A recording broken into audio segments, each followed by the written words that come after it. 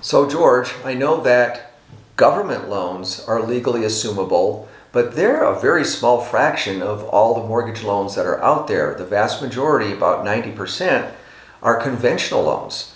Is there a way to legally assume a conventional loan? Well, thanks for coming into thecreditjungle.com today. This is George Anderson. George of the jungle, strong as he can be. And this is a really good question.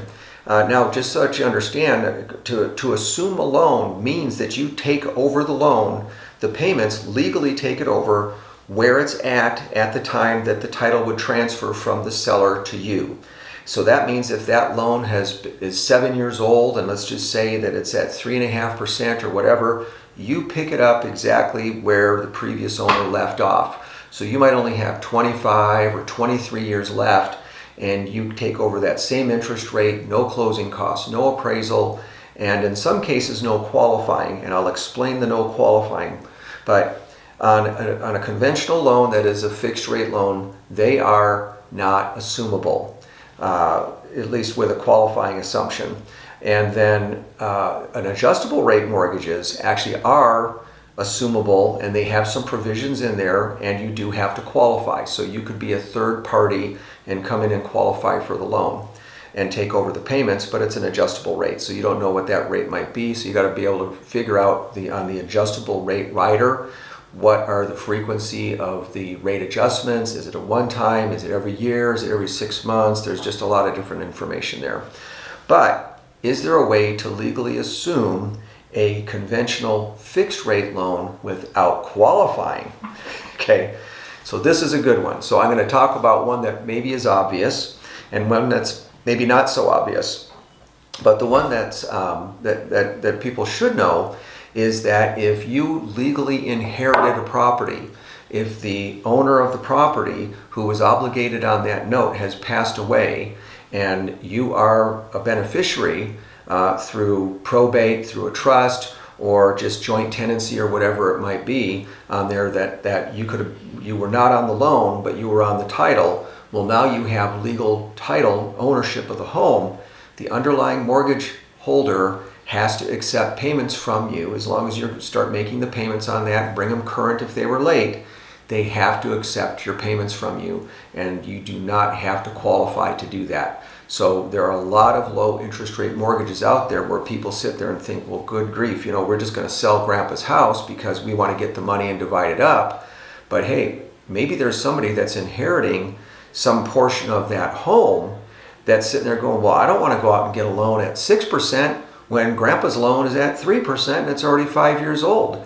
Work out something with the other parties in the estate and go in there and just start taking over the payments, because you can legally do that. So anyway, so that's one way, and hopefully that one is kind of makes sense, common sense on it. But another way that you can do it, and this goes back to a video that I did talking about request for notice of default on there. Now, if the first mortgage goes into default, you'll get a notice about it, which means that even though you've been getting payments, you assume everything's okay, but then you find out it's not. Well, what if it's the other way around? They're making payments on the first mortgage, but they quit making payments to you, and you are the second mortgage holder or the third mortgage holder. You technically can start the foreclosure process on that home. And the people could be making their payments on the first mortgage, the property taxes could be current, everything's on there, but yet if you follow all of the provisions for filing the notice of default, setting the sale and a sale date and everything else and goes there, if nobody bids above you, because remember, you have a credit bid. So if we take a home that there's a first mortgage of $350,000, the home's worth $500,000, and you have a second mortgage that maybe is $100,000. If that $100,000 goes into default and at the foreclosure sale, nobody outbids you. So remember, you're coming already into the sale with a bid of $100,000 because that's your skin into the game and that money is due. Let's just say that at the foreclosure sale, the next highest bid while you're sitting there watching things go only goes up to $460,000. Well, you can sit there and say, okay, I'll bid $461,000.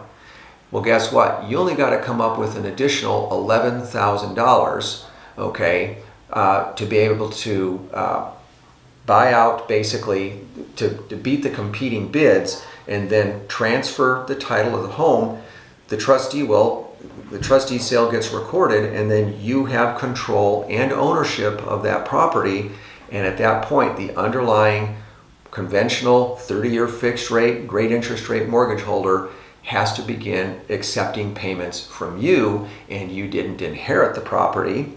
You didn't qualify for the assumption. You basically took control of the property by foreclosing on a junior lien. So hopefully that explanation gives you some more things to think about.